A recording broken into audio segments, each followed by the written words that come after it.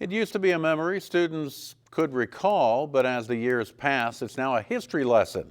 Our Tori McGee tells us how Lubbock ISD is teaching September 11th to students who were born after the attacks 19 years later.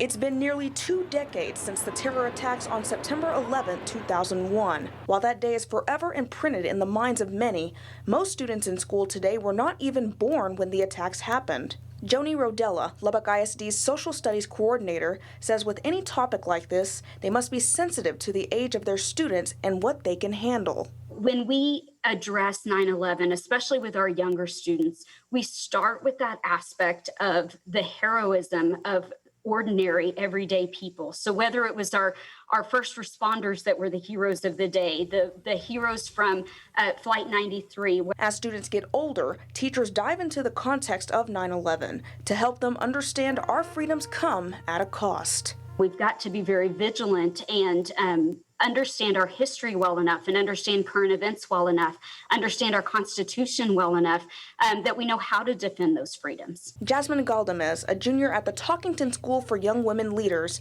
says learning about that day is an emotional experience. I wasn't there to experience that, but I know tons of people who have.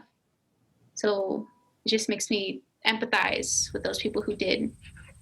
And it makes me want to learn about what they went through. Another student, Chloe Von Twymer, says it hits a little close to home. My dad was part-time military whenever the Twin Towers were hit. And so even though I wasn't born, I was still affected because he was then deployed in 2004 to 2005 because of that terrorist attack. Rodella adds now is a good opportunity for parents to talk with their kids about what happened that day and how the responsibility to protect our freedoms will lie on their shoulders when they get older. Tori McGee, Fox 34, News at 9.